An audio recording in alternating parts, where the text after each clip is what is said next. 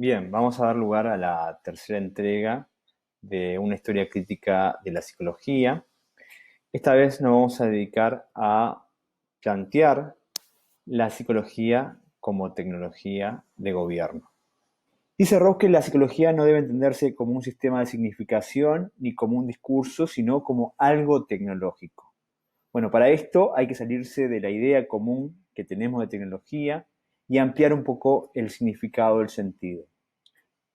Rose nos va a decir que la tecnología es un conjunto de artes y destrezas que va a implicar la vinculación de pensamientos, afectos, fuerzas, artefactos y técnicas que no solamente fabrican y manipulan al ser, sino que fundamentalmente lo ordenan, lo enmarcan, lo producen, lo hacen pensable como un cierto modo de existencia que debe abordarse de una manera específica. Así, la tecnología es una relación que produce, que hace cosas con el sujeto. La psicología es tecnológica por tres motivos, nos va a decir Rose. Primero, porque el lenguaje de la psicología es constitutivo de ciertas técnicas intelectuales, que se presenta como algo que hace pensable la realidad de manera específica mediante su orden, su clasificación y segmentación, y mediante el establecimiento de relaciones entre los elementos, permitiendo que la realidad se vuelva maleable para el pensamiento. Es decir, el lenguaje de la psicología hace operaciones sobre la realidad.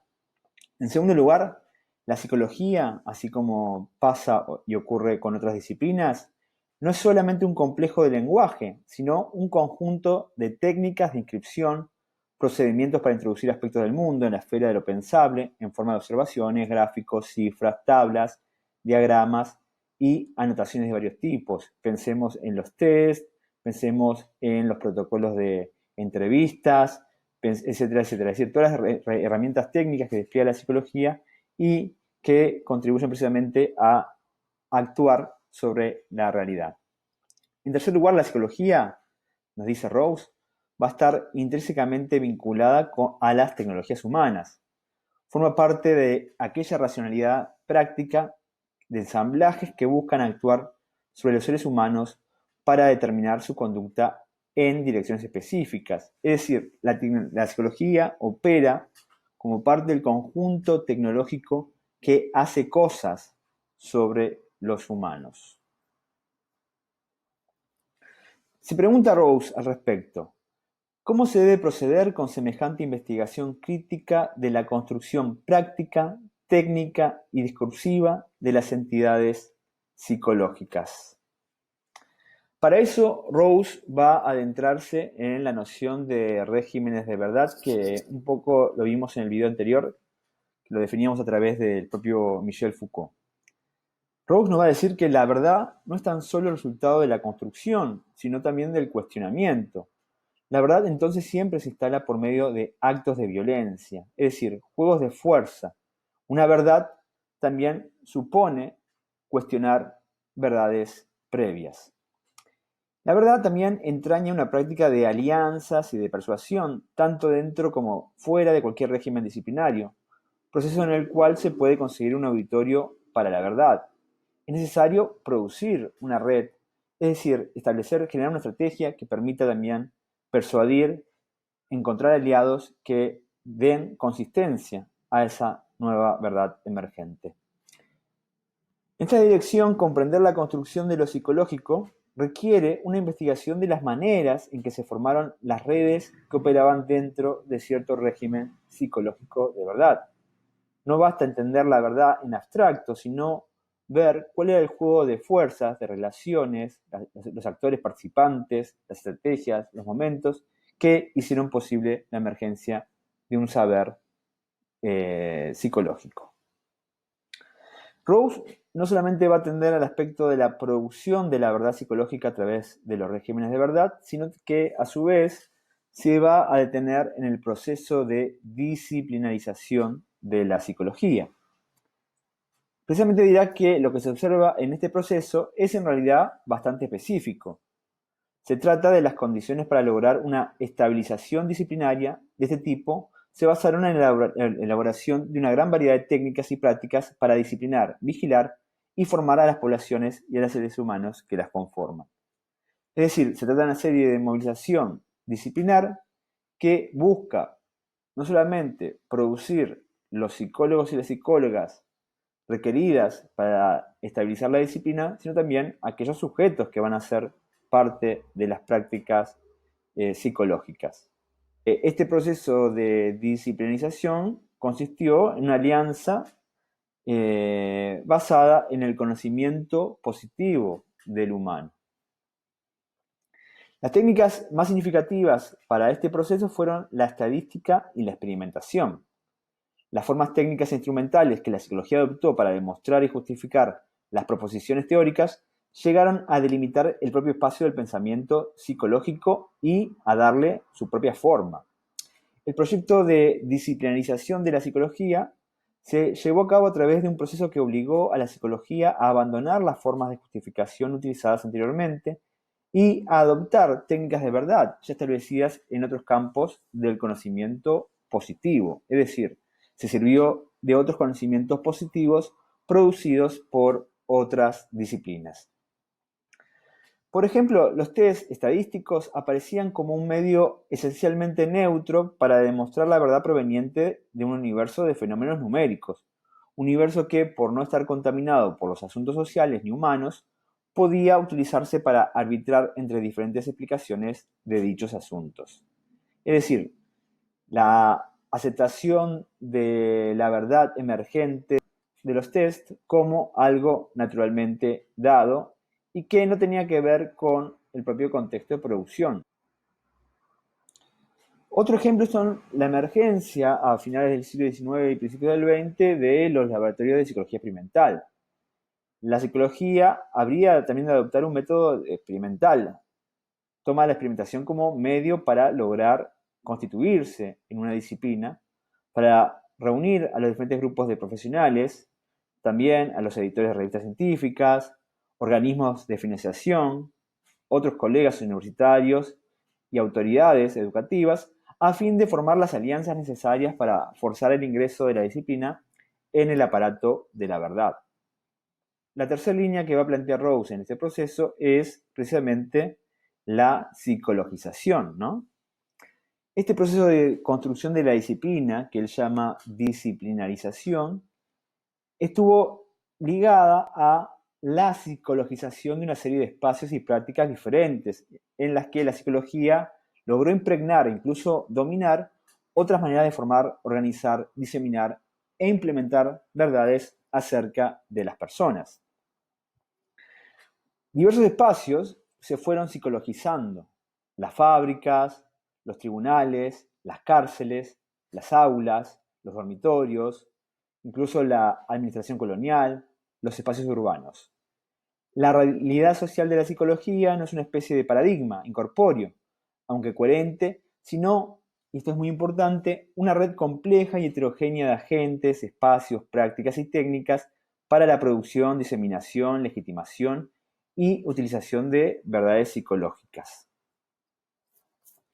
También, en cuarto lugar, Rawls nos va a hablar de una característica particular de este proceso de despliegue o desarrollo de la psicología, que es su epistemología institucional. En el caso de los conocimientos SIC, también incluimos psiquiatría, psicopedagogía y obviamente las diferentes prácticas psicológicas, existe una interpenetración de la practicabilidad y las epistemologías. Es decir, la producción de conocimiento tiene que ver con las prácticas donde se ejercen los saberes psicológicos. Así, la epistemología psicológica es ante todo una epistemología institucional. Es decir, las reglas que determinan lo que puede considerarse conocimiento están estructuradas por las relaciones institucionales en las cuales cobraron forma, por ejemplo, en la escuela, o en los hospitales, o en los manicomios, etcétera, etcétera. En lo que concierne específicamente a la psicología, nos dice Rawls, dentro de la cárcel, la sala del tribunal, la fábrica, el aula, todos ellos espacios institucionales que reúnen a las personas y las juzgan en términos de exigencias organizacionales, como por ejemplo la puntualidad y la obediencia, se formaron los objetos que la psicología buscaría hacer inteligibles. Por ejemplo, la noción de inteligencia o la noción de actitud, entre otras. La verosimilitud de las concepciones psicológicas de la inteligencia, la personalidad, las actitudes, etc., se establecerán solo en la medida en que esas concepciones fueran practicables y pudieran retraducirse a las exigencias disciplinares del aparato y las autoridades. Rose nos hablará también de la tecné de la psicología. ¿Cuál es su especificidad como tecnología? Bien. Las características distintivas como técnica, arte, práctica y conjunto de dispositivos. Esos son los elementos que conforman a esta tecné de la psicología. Técnica, arte, práctica y conjunto de dispositivos. Rose va a destacar tres aspectos de esta tecné psicológica. Tres dimensiones que hacen a las relaciones entre la psicología, el poder y la subjetividad. La primera es una transformación de la lógica y los programas de gobierno. La segunda, una transformación de la legitimidad de la autoridad. Y la tercera, una transformación de la ética. En cuanto al gobierno, la psicología aparece como cierto modo de pensar acerca del poder político y de intentar ejercerlo. Se trata también de este campo, este dominio, que tiene que ver con aquellas estrategias para la conducción de la conducta. Básicamente el poder es esto. El poder es hacer que otros hagan lo que yo quiero que hagan. Ahí, en ese campo, en ese dominio de la conducta del otro, es donde opera lo psicológico. Las normas, los valores, las imágenes y las técnicas psicológicas llegaron a moldear cada vez más la manera en que las diversas autoridades sociales piensan acerca de las personas, sus defectos y sus virtudes, su estado de salud y enfermedad, su normalidad y su patología. Es decir, la psicología incide en los modos en que otros piensan acerca de la relación con el resto de las personas. La psicología quedó incorporada a las técnicas y a los dispositivos creados para gobernar la conducta y ha sido utilizada no solo por los mismos psicólogos, sino también por los médicos, los sacerdotes, los filántropos, los arquitectos y los maestros. Es decir, las prácticas sí o las formas psicológicas que sirven para el gobierno de la conducta han sido utilizadas por otros agentes que no son exclusivamente psicólogos y psicólogas. Así, el ejercicio de las formas modernas de poder político ha quedado vinculado intrínsecamente a un conocimiento acerca de la subjetividad humana. En cuanto a la autoridad, Rose nos va a decir tres cosas que consideramos clave subrayar. La primera es que la misma psicología generó una serie de nuevas autoridades sociales cuyo campo de operación es la conducción de la conducta, la administración de la subjetividad. En segundo término, la psicología estuvo estrechamente ligada a la constitución de una serie de objetos y problemas nuevos sobre los que se puede ejercer legítimamente la autoridad social. Y en tercer lugar, la impregnación de los sistemas de autoridad preexistentes por parte de la psicología, por ejemplo, el del comandante en el ejército, la maestra en la escuela, el gerente en la fábrica, el enfermero en el hospital psiquiátrico, el juez en la sala del tribunal, el guardia penitenciario en la cárcel, los transformó. Es decir, que los propios conocimientos psicológicos tradujeron o transformaron las formas de autoridad de estos personajes en sus instituciones correspondientes. Así, la autoridad deviene ética en la medida en que se la ejerce a la luz de un conocimiento acerca de quiénes son sus sujetos. Se transforma la naturaleza del ejercicio de la autoridad. Ya no es tanto una cuestión de ordenar, controlar y exigir obediencia y lealtad, sino de mejorar la capacidad de los individuos para ejercer autoridad sobre ellos mismos, mejorar la capacidad de los alumnos, los empleados, los prisioneros o los soldados, para lograr comprender sus propias acciones y regular por ellos mismos su propia conducta. De esta manera, el ejercicio de la autoridad se convierte en una cuestión terapéutica. La forma más poderosa de actuar sobre las acciones de los otros es cambiar la forma en que se gobernarán a sí mismos. Lo central será cómo producir sujetos de autogobierno, es decir, sujetos capaces de gobernarse a sí mismos. En relación a la dimensión ética, los discursos, las técnicas y las normas cambiantes que intentaron actuar sobre los detalles de la conducta, el comportamiento y la subjetividad humanas, no solo los modales, sino también los deseos y los valores, se ubican en el campo de la ética. Un estudio de la tecnología de la psicología, según esta dimensión ética, no se aboca a la moral, en el sentido de un campo de valores, ni a la consiguiente forma de generar integración y solidaridad social, sino que investiga las formas en que la psicología quedó vinculada estrechamente con las prácticas y los criterios para la conducción de la conducta. Durante los últimos 50 años, dice Rose, los lenguajes, las técnicas y el personal de la psicología van a afectar y transformar el modo en que se instó e incitó a los seres humanos a convertirse en seres éticos, es decir, seres que se definen y se regulan según un código moral, que establecen preceptos para conducir y juzgar su vida y que aceptan o rechazan ciertas metas morales para sí mismos.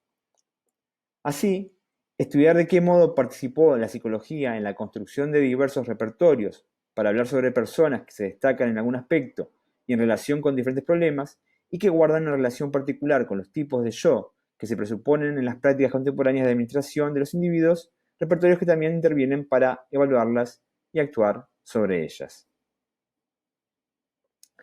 De esta manera, la persona queda abierta a las intervenciones conducidas en nombre de la subjetividad. Comenzamos a ver la emergencia de un sujeto calculable, provisto de características relativamente estables, definibles, cuantificables, lineales y con distribución normal. Ahí vemos los dominios de la inteligencia, la personalidad, la aptitud, etc. Tenemos a su vez un sujeto motivado, dotado de una dinámica orientación interna hacia el mundo, con necesidades por modelar y satisfacer. También un sujeto social, que busca solidaridad, seguridad y un sentimiento de valor.